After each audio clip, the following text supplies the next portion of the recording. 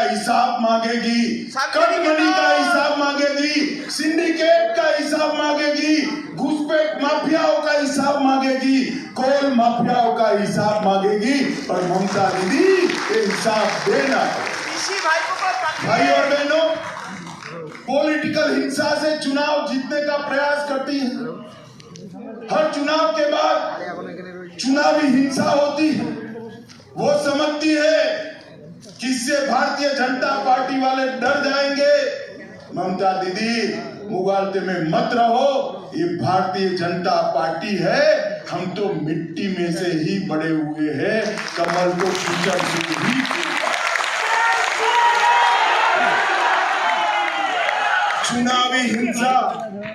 चुनावी हिंसा करना भूल जाइए। गत विधानसभा के बाद जो हिंसा करी, सुप्रीम कोर्ट ने, हाई कोर्ट ने ऑर्डर किए और आपकी पूरी कैडर आज पुलिस थानों का धक्का खा खा कर परेशान हो गई है। भाइयों और बहनों, मैं आज भारतीय जनता पार्टी के कार्यकर्ताओं का आह्वान करने आया हूँ। श्रीमान नड्डा जी यहाँ बैठे हैं।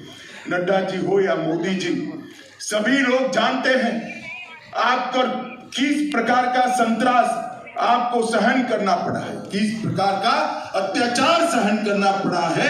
देश भर का, कश्मीर से कन्याकुमारी और द्वारिका से कामाख्या का भारतीय जनता पार्टी का कार्यकर्ता आपके साथ खड़ा है, आपके संघर्ष के साथ। और मैं आज कहकर जाता हूं कि बंगाल का वैभव पुनः प्राप्त करना है, नेताजी की कल्पना का सोनार बांग्ला बनाना है, कवि गुरु की कल्पना का बंगाल बनाना है, तो यहां पर कमल फूल खिलाना बहुत जरूरी है। बंगाल की सीमाओं को घुसपैठ के लिए खुला छोड़कर राष्ट्रीय सुरक्षा को ताक पर रखकर पॉलिटिक्स करती है, तुष्टीकरण की पॉलिटिक्स करती है, अपनी वोट बैंक बनाया है। हजारों घुसपैठिए फर्जी वोटर बनकर इनको चुनने का काम करती है। दीदी इससे नहीं होगा। आपके संसद सदस्य अपना पासवर्ड, जिस पर बजट है, देश की सुरक्षा की चर्चा है, वो सांसद का पासवर्ड दुबई में किसी व्यापारी को देते हैं और उसको बचाने के लिए आप खड़ी हो। Shem Shem Shem Shem Shem. संसद की सुरक्षा, देश की सुरक्षा, इसके कोई मायने नहीं है। आप इसके लिए एक लफ्ज भी नहीं बोलते हो। आपके सांसद देश के उपराष्ट्रपति की मिमिक्री करते हैं। Shem Shem Shem. आपको गौरव की अनुभूति होती है। दीदी, पूरा बंगाल आज सवाल कर रहा है कि संवैधानिक पदों पर बैठे हुए व्यक्ति की मिमिक्री करना किसी को शोभा देता है? और पैसे लेकर, गिफ्ट लेकर, पर्स लेकर, सैंडल लेकर, न जाने क्या क्या लेकर सवाल पूछने वाले सांसद देश को सुरक्षित रख सकते हैं क्या? मैं पूछना चाहता हूं, कितने सवाल पूछे बंगाल की गरीबी के लिए? कितने सवाल पूछे गांव की बिजली के लिए?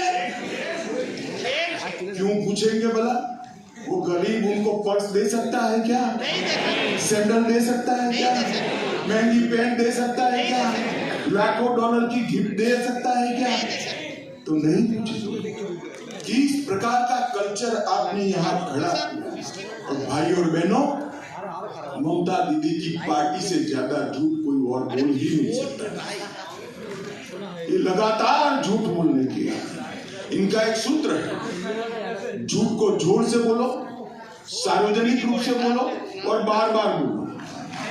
वो कहती है, दीदी कहती है कि मोदी जी ने बंगाल को कुछ दिया नहीं। दीदी जी, मैं तो हिसाब लेकर आया था, मैंने 29 तारीख को कहा था, आपने जवाब नहीं दिया, खा गई आप। मैं आज फिर से मेरे साइबर योद्धाओं के सामने कहकर जाता हूं, 2004 से 14 आपके समर्थन की सरकार थी, यूपीए की सरकार थी। 2,09,000 करोड़ रुपया दिया यूपीए सरकार ने बंगाल को। कितना दिया था भाई? 2,09,000 करोड़ रुपए। आप भी थी सरकार में, आपका समर्थन भी था, और 14 से 23 में 10 साल में 2 लाख करोड़ दिया। 14 से 23 में 9 साल में मोदी जी ने 7,17,000 करोड़ रुपया दिया। अब मैं पूछना चाहता हूं भाई, ये पैसा आप तक पहुंचा है क्या? नो, जोर से बोलो, पहुंचा है क्या? नहीं, कहां गया? चोरी, कहां गया? चोरी। किसको कट मनी, किसको गया? किसको गया? भाई और बहनों, मोदी जी ने जो पैसा भेजा है, ये तृणमूल कांग्रेस के भ्रष्टाचार की भेंट चल रहा है।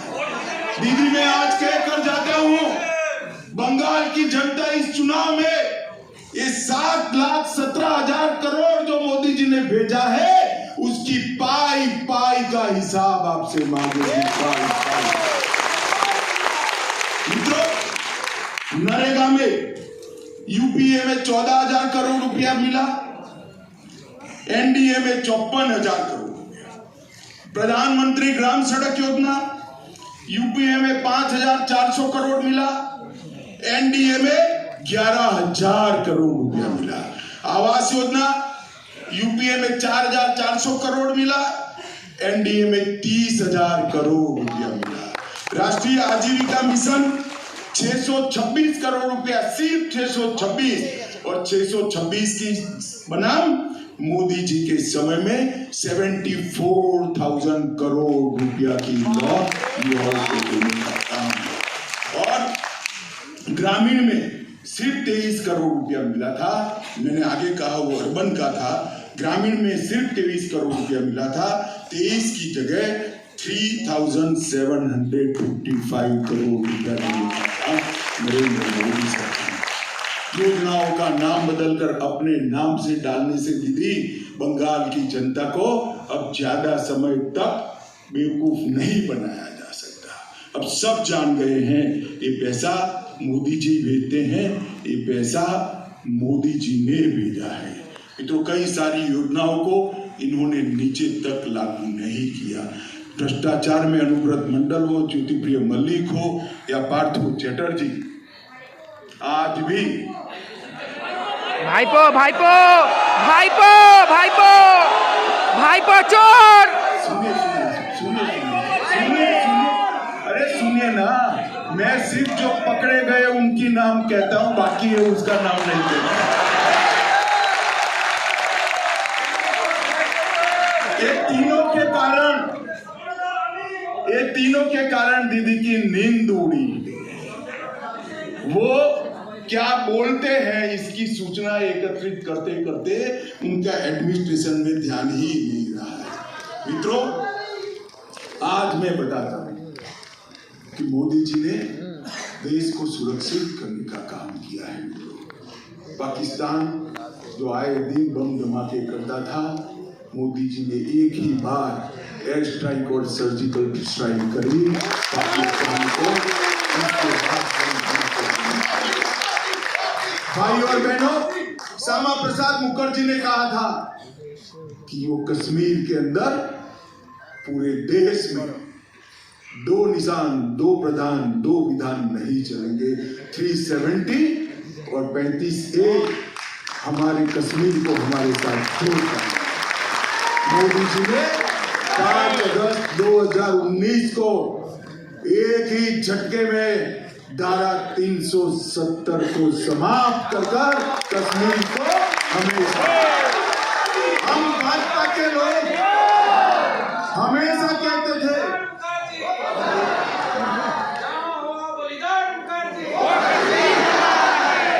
सारे लोग हम नारा लगाते थे, जहां हुए बलिदान मुखर्जी, वो कश्मीर हमारा है, वो कश्मीर हमारा है। मोदी जी ने वो कल्पना को पूरा करने का काम किया। मोदी जी ने बांग्लादेश, पाकिस्तान से आए हुए करोड़ों शरणार्थी है, मैं आज फिर से कहकर जाता हूं, दिल्ली कुछ भी बोले चिंता मत करना, इस सभी को नागरिकता मिलनी ही है, मिलेगी ही। भाइयों और बहनों, अब दीदी की हिम्मत नहीं है, अभी तो सिर्फ 77 जीते हैं। कितने जीते हैं? मगर अब दुर्गा विसर्जन पर कोई रोक नहीं लगा सकता। राम मंदिर की राम की सेवा जय श्री राम, जय श्री राम। 77 में ये हाल है, अगर 2/3 हो गया तो क्या होगा? भाइयों और बहनों, सारे लोग हमें ताना लगाते थे कि मंदिर वहीं बनाएंगे मगर तिथि नहीं बताएंगे। मोदी जी ने भूमि पूजन भी किया और 22 जनवरी को रामलला की प्राण जय श्री राम, जय श्री राम, जय श्री राम, जय श्री राम, जय श्री राम, जय श्री राम, जय श्री राम। जो 550 साल से अपमानित अवस्था में प्रभु श्री राम टेंट के अंदर बैठे थे, कांग्रेस ने 75 साल तक इसकी सूद नहीं ली। नरेंद्र मोदी जी ने इसका भूमि पूजन भी किया और मंदिर में दान भी किया। औरंगजेब ने तोड़ा हुआ काशी विश्वनाथ का मंदिर, उसका कॉरिडोर बनाने का काम नरेंद्र मोदी जी ने। बार बार टूटा सोमनाथ मंदिर, लूटा सोमनाथ मंदिर। आज सोमनाथ का मंदिर फिर से एक बार सोने का बनने की शुरुआत हो चुकी है।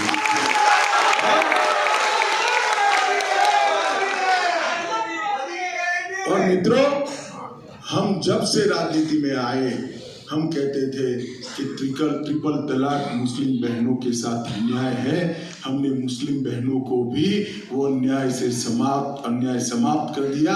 ट्रिपल तलाक को समाप्त।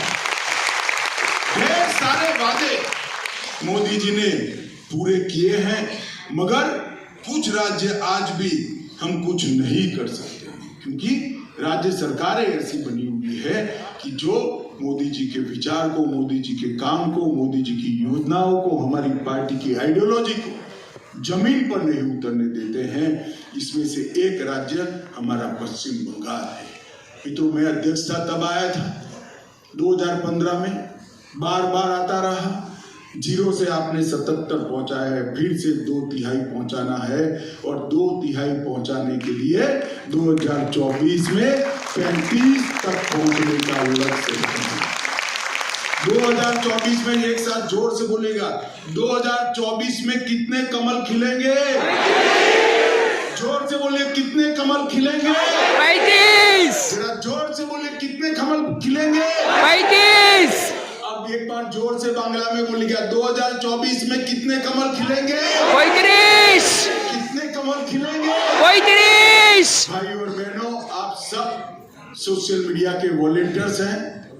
मैं फिर से एक बार कहता हूं कि यहाँ दीदी के भय से मीडिया हमारे साथ नहीं है।